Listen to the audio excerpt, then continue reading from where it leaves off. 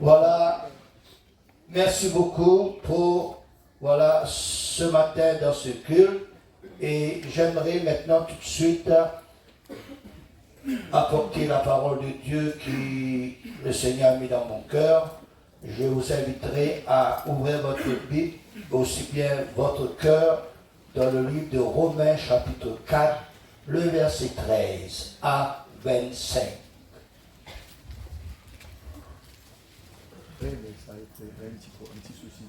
Romains chapitre 4, verset 13 à 25.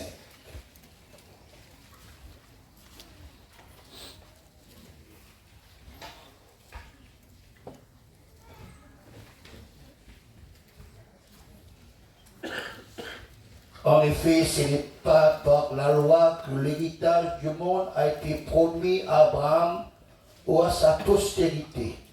C'est par la justice de la foi. Car si les héritages le sont par la loi foi est vaine et la promesse est annulée. Car la loi produit la colère, et là où il n'y a point de loi, il n'y a point non plus de transgression. C'est pourquoi les héritiers le sont par la foi, pour que ce soit par grâce, afin que la promesse soit assurée à toute la postérité, non seulement à celles qui sont sous la loi, mais aussi à celles qui, à la foi d'Abraham, notre Père à tous, selon qu'il est écrit, j'ai été établi Père d'un grand nombre de nations. Il est notre Père devant celui auquel il a cru. Dieu qui donne la vie aux morts et qui appelle les choses qui ne sont point comme si elles étaient. Espérant contre toute espérance, il crut et devint ainsi le Père d'un grand nombre de nations, selon ce que lui avait été dit, telle sera ta postérité. Et sans faiblir dans la foi, il ne considéra point que son corps était déjà usé, puisqu'il avait près de 100 ans et que Sarah n'était plus en état d'avoir des enfants. Il ne douta point par incrédulité au sujet de la promesse de Dieu, mais il fut fortifié par la foi, donné gloire à Dieu, et ayant la pleine conviction que ce qui promet, il peut aussi l'accomplir. C'est pourquoi cela fut lui imputé en justice. Mais ce n'est pas à cause de lui seul qu'il est écrit que cela lui fut imputé, c'est encore à cause de nous à qui cela sera imputé, à nous qui croirons en celui qui a ressuscité des morts, Jésus notre Seigneur, qui a été livré pour nos offenses et ressuscité pour notre justification, et nous tous nous disons Amen. Amen. Amen. Puisque le thème central et le thème choisi pour cet événement de votre 60e anniversaire dans ce congrès et j'aimerais, moi aussi par la grâce de Dieu, par l'assistance et l'illumination dans la révélation de la sainte parole de Jésus, par le Saint-Esprit et avec beaucoup de références de la Bible, partage moi aussi en cette unique occasion spéciale, afin que ces paroles soient restées et gravées dans vos cœurs, dans le but pour vous édifier et vous faire grandir, épanouir, prospérer, progresser, développer, croître, afin que vous soyez encore plus solide, plus ferme, plus zélé, plus motivé, plus stable, plus consacré, ainsi de suite, pour rester dans la foi, pour servir le Seigneur, pour attendre le merveilleux événement qui va avoir lieu bientôt, c'est-à-dire l'avènement de notre Seigneur Jésus-Christ, au travers de l'enlèvement de l'Église de Jésus-Christ, qui est sa fiancée, qui est sa future épouse, pour la présenter à Dieu qui est son Père, ainsi que le nôtre. Amen. Nous lisons dans la deuxième épître de Pierre, chapitre 1er, versets 10 et 11.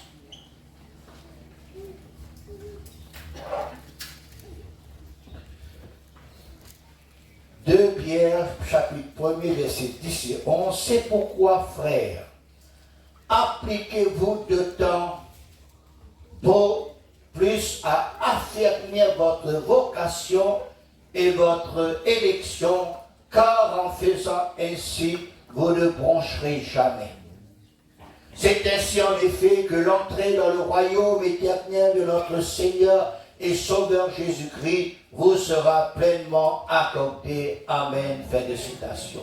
Oh, le Seigneur a trouvé bon de trouver, de penser, d'agir dans cette île de la Réunion, 60 ans de cela. D'envoyer quelqu'un dans la personne du feu missionnaire Aimé Cizeron pour annoncer cette bonne nouvelle de Jésus-Christ, et par son fidèle serviteur de Dieu, cette île de la Réunion, puis l'île Maurice, puis l'île Rodrigue, et puis les autres îles comme les Comores, la Mayotte, l'Anjouan, la Moélie, puissent connaître l'Évangile, et nous sommes parmi de ceux qui ont pu participer à cette grâce de Dieu, cette foi, cette espérance vivante en Dieu, en Jésus, dans la personne du Saint-Esprit. Amen.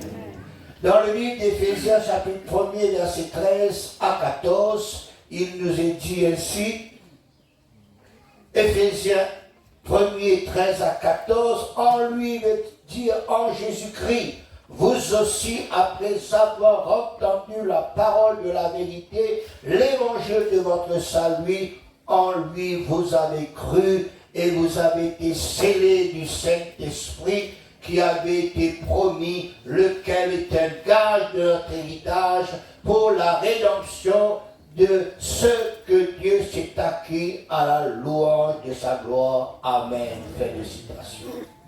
Ainsi donc, rappelons-nous toujours que nous avons été choisis, nous avons été élus, nous avons été appelés, nous avons été établis, nous avons été bénis, nous avons été positionnés en Jésus-Christ, le Fils de Dieu. Gardons donc cette espérance, cet appel, cette vocation, cette élection, cette foi et cette espérance vivante. Romains chapitre 8, versets 24 à 25. Romains 8, 24 à 25. Car c'est en espérance que nous sommes sauvés. Et l'espérance qu'on voit n'est plus espérance. Ce qu'on voit, peut-être l'espérer encore, mais si nous espérons ce que nous ne voyons pas, nous l'attendons avec persévérance. Amen. Fin de citation. En écoutant la sainte parole de Dieu, au travers de l'évangélisation, au travers des exhortations, au travers des enseignements, nous arrivons à recevoir cette espérance qu'on ne voit pas. Une espérance vivante en Dieu, en Jésus, dans la personne du Saint-Esprit, dans les choses spirituelles que Dieu est, que Dieu fera pour nous, que Dieu nous donnera gratuitement au travers de son Fils Jésus-Christ et par le Saint-Esprit. Amen. Lisons le Romains chapitre 15, verset 13, Romains 15, 13. Que le Dieu de l'espérance vous remplisse de toute joie et de toute paix dans la foi, pour que vous abondiez en espérance par la puissance du Saint-Esprit. Amen. Félicitations. Ainsi donc, Dieu est notre espérance. Amen. en lui seul que nous pouvons et que nous devons espérer. Jésus est notre espérance. Il nous aime. Et le Saint-Esprit aussi est notre espérance. C'est lui qui nous console, qui nous conduit, qui nous dirige, qui nous consacre, qui nous oint de lui pour que nous puissions évangéliser. Il fait beaucoup de choses dans notre vie. Psaume 39, le verset 8. Psaume 39, verset 8. Maintenant, Seigneur, que puis-je espérer? En toi est mon espérance. Amen. Amen. Et puis ce merveilleux verset, Jérémie chapitre 17, verset 7 à 8. Jérémie 17, 7 à 8. Béni soit l'homme qui se confie dans l'Éternel et dont l'Éternel est l'espérance. Il est comme un arbre planté près des eaux et qui étend ses racines vers le courant. Il n'aperçoit point la chaleur quand elle vient et son feuillage reste vert. Dans l'année de la sécheresse, il n'a point de crainte et il ne cesse de porter du fruit. Amen. Félicitations. Alors ce mot espérance, ce mot espérer, ce mot espère, c'est considérer ce qu'on désire comme devant se réaliser. S'oppose à désespérer. Compter sur, escompter, espoir, attendre, sur, croire, penser, pressentir, prévoir, se promettre, souhaiter, voir, sentiment de confiance en l'avenir qui porte à attendre avec confiance la réalisation de ce qu'on désire, vivre dans l'espérance, l'attente, confiance et le désir de recevoir les bénédictions promises pour la justice. Amen. Ainsi l'espérance, frères et sœurs, c'est quand on n'a pas encore vu. L'espérance, c'est quand on n'a pas encore. Et on attend toujours. Mais quand on a déjà, ce n'est plus l'espérance.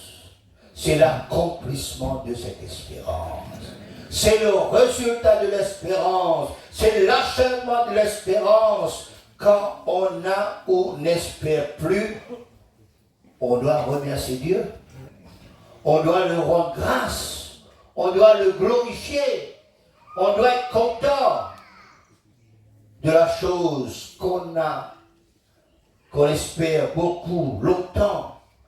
Et l'espérance produit en nous l'attente, la patience, la foi, la confiance, le repos et la dépendance. Ce mot espérance qui est le thème de cet événement, l'anniversaire des Assemblées de Dieu à l'île de la Réunion, espère, c'est toujours dans le présent. Quand on a ce qu'on espère, ça devient « j'ai beaucoup espéré ». Mais maintenant, c'est déjà accompli, notre espérance a trouvé le réel. Notre espérance a trouvé la réalisation des choses qu'on espère. Et l'exemple typique de ce que vous espérez encore et encore depuis 2 ans, c'est comme votre pasteur vous a dit, vous aurez une grande salle et cette salle sera accomplie à Rivière-des-Galets. Depuis ce moment où le pasteur vous a informé de ce projet, vous avez espéré. Vous espérez encore et encore. Vous êtes dans l'attente, vous êtes dans la foi. Vous savez qu'un jour ça s'accomplira. Amen. Vous savez qu'un jour vous aurez cette salle, vous rentrerez dans cette salle. Mais vous êtes encore dans cette espérance. Mais ce sera pour bientôt. Votre espérance sera réalisée. Votre espérance sera accomplie. La salle sera prête. Et pendant ce temps, on espère toujours. Amen. Tous les jours jusqu'au temps que Dieu vous fera trouver ce grand jour J, l'inauguration et l'ouverture de la nouvelle salle. Amen. Amen. Je vous exhorte à toujours prier. Amen. Je vous exhorte à toujours faire confiance et espérer en Dieu. Et il y a beaucoup de choses qu'on a commencé nous tous à espérer, qu'on espère encore et encore, et finalement cette espérance va se réaliser, va arriver à son terme d'après le plan et le temps de Dieu. Peut-être comme nous avons dit pour la salle, ça se retarde, ça est toujours retardé. Ça a dépassé le temps? Non, ça se fera d'après le temps de Dieu. Amen. Il y a un temps pour toutes choses. Il y a un temps pour attendre. Il y a un temps pour poser la première pierre. Il y a un temps pour, construire. Il y aura un temps que cela s'achèvera. Et ce temps est contrôlé par Dieu. Amen. Dieu n'est ni jamais en avance, Dieu n'est ni jamais en retard, Dieu fait toujours son temps et ça c'est l'heure de Dieu. Attendons l'heure de Dieu. Et finalement cette espérance va se réaliser, va arriver à son terme.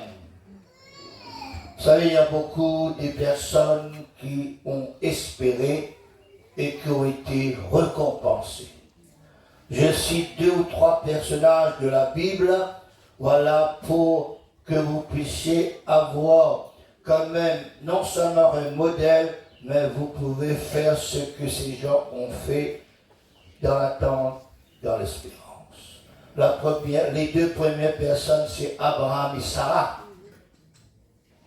Genèse chapitre 12, verset 1 à 8.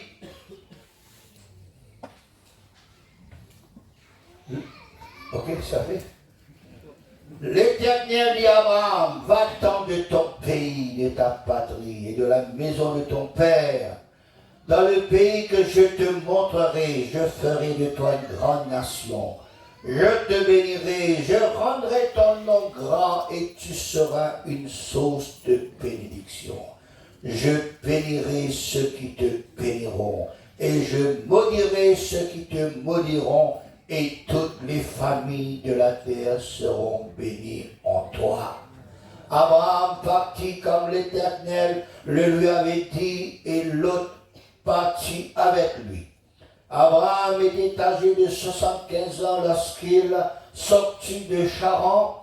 Abraham prit Saraï, sa femme, et l'autre fils de son frère, avec tous les biens qu'il possédait, et les serviteurs qu'il avait acquis à Charan. Ils partirent pour aller dans le pays de Canaan, et ils arrivèrent au pays de Canaan. Abraham parcourut jusqu'au lieu nommé Sichem, jusqu'aux chaînes de Morée. Les Cananéens étaient alors dans le pays. L'Éternel apparut à Abraham et dit, je donnerai ce pays à ta postérité. Et Abraham bâtit un autel à l'Éternel qui lui était apparu. Amen. Fin de citation. Nous lisons maintenant dans la suite, toujours en ce qui concerne Abraham, Hébreux chapitre 8, le verset 8. Hébreux chapitre 11, pardon, le verset 8 à 12. C'est par la foi qu'Abraham, lors de sa vocation, obéit obéi et partit pour un lieu qu'il devait recevoir en héritage et qu'il partit sans savoir où il allait, c'est par la foi qu'il vint l'établir dans la terre promise comme dans une terre étrangère, habitant sous les tentes, ainsi qu'Isaac et Jacob, les héritiers de la même promesse, car il attendait la cité qui a des solides fondements, celle dont Dieu l'architecte et le constructeur. C'est par la foi que Sarah elle-même, malgré son âge avancé, fut rendue capable d'avoir une postérité parce qu'elle crut à la fidélité de celui qui avait fait la promesse. C'est pourquoi d'un seul homme déjà usé de corps naquit une postérité nombreuse comme les étoiles du ciel, comme le sable qui est sur le bord de la mer et qu'on ne peut compter. Amen. Fin de citation. Ici, dans ce premier passage qui se trouve dans Genèse chapitre 12, verset 2, plutôt verset 7, il y a de quoi que Dieu a promis à Abraham et à Sarai de ce qu'il y a dans ce plan parfait. Premièrement, il dit, je te ferai une grande nation. Deuxièmement, je te bénirai. Troisièmement, je rendrai ton nom grand. Quatrièmement, tu seras une source de bénédiction. Cinquièmement, je bénirai ceux qui te béniront et je maudirai ceux qui te maudiront. Et sixièmement, toutes les familles de la terre seront bénies en toi. Et le septième, je donnerai ce pays à ta postérité. Au moins cette grande bénédiction que Dieu a promis à Abraham et à Sarai, à sa postérité, aux familles de la terre dont nous formons aussi partie. Amen. Dès ce moment qu'Abraham et Sarah eurent cette promesse de Dieu, ces promesses de Dieu, Abraham et Sarah espéraient en Dieu, dans les promesses de Dieu, dans la parole de Dieu, jusqu'au moment que ces espérances deviennent réalité. Amen. Un personnage de la parole de Dieu, frères et sœurs, où les promesses de Dieu ont été révélées à lui, et que les gens de cette époque, c'était Moïse et le peuple d'Israël. Ce peuple qui vivait pendant plus de 400 ans sous la domination et la souffrance de Pharaon, et lorsque ce peuple a crié à Dieu, ce peuple a élevé la voix pour faire entendre leur souffrance, leur cri. Dieu a entendu les prières du peuple d'Israël. Dieu a descendu pour voir qu'est-ce qui se passe dans le pays d'Égypte. Et Dieu a choisi quelqu'un dans la personne de Moïse pour faire libérer ce peuple. D'une part, Moïse a reçu l'appel de Dieu, la promesse de Dieu, les bénédictions de Dieu, et de l'autre part, le peuple d'Israël a été promis pour être libéré. Lisons cela dans Exode chapitre 3, versets 10 à 22. Exode chapitre 3, versets 10 à 22.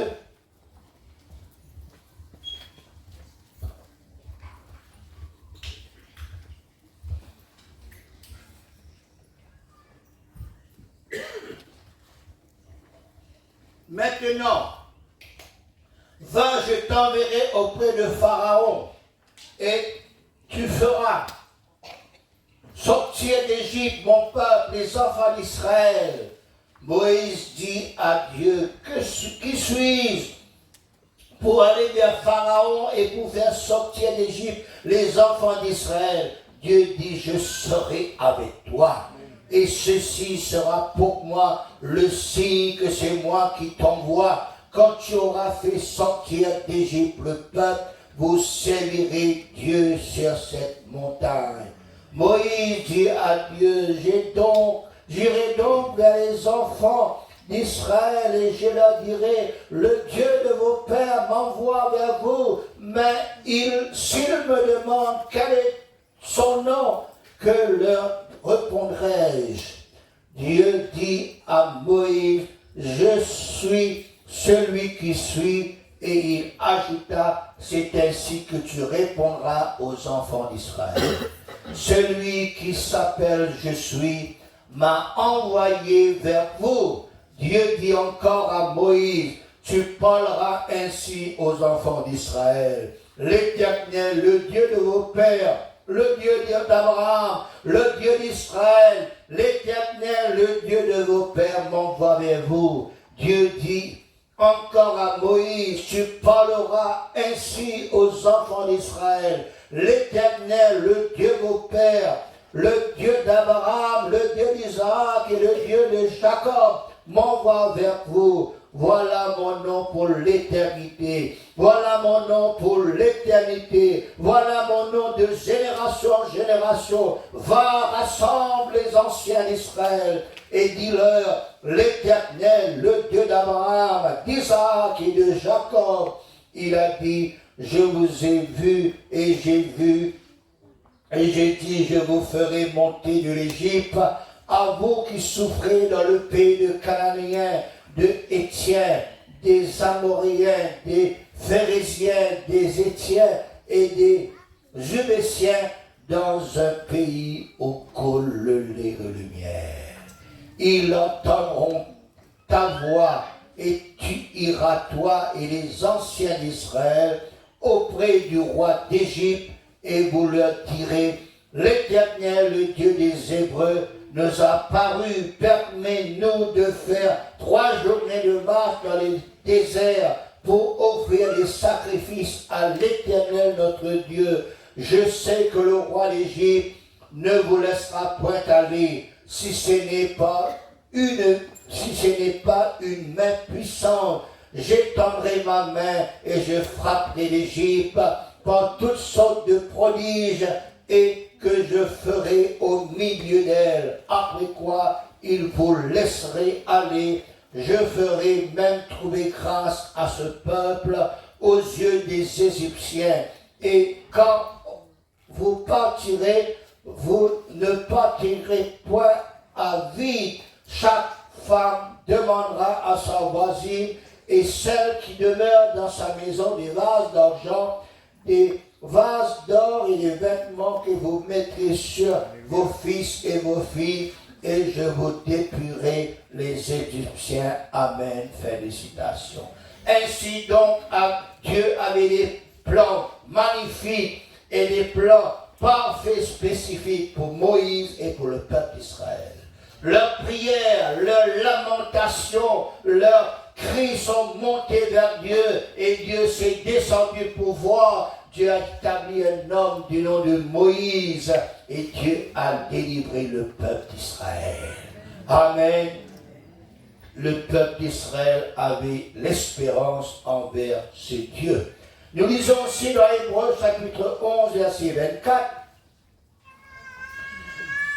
C'est par la foi que Moïse, devenu grand, refusa d'être appelé fils de la fille de Pharaon, aimant mieux être maltraité avec le peuple que d'avoir pointant la jouissance du péché, regardant l'opprobre de Christ comme une richesse plus grande que les trésors de l'Égypte, car il avait les yeux fixés sur la rémunération. C'est par la foi qu'il quitta l'Égypte, sans être effrayé de la colère du roi, car il montra ferme comme voyant celui qui était visible. Amen. Félicitations. Oh, Moïse avait la foi. Moïse avait l'espérance en Dieu, dans les promesses de Dieu, dans la direction de Dieu, pour faire sortir ce peuple si nombreux, le peuple d'Israël.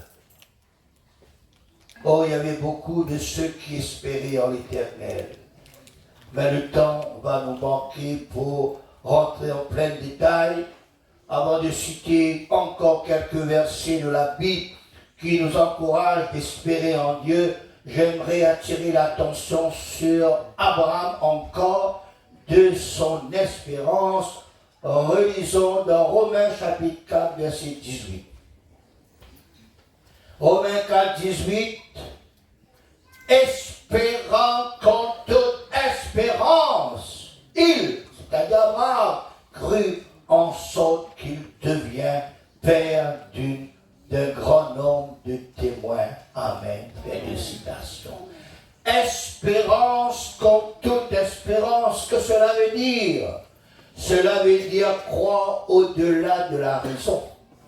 Croire au-delà ce qu'on peut espérer raisonnablement et ainsi avoir l'épaule des possibles que personne n'avait encore jamais ouvert.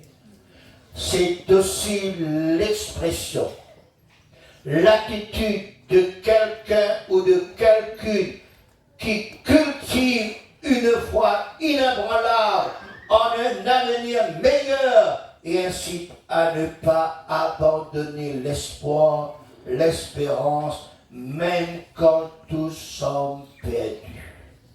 Cela signifie ne jamais abandonner, même lorsque tout semble perdu ou s'attendre à un résultat particulier, même si l'effort est probable.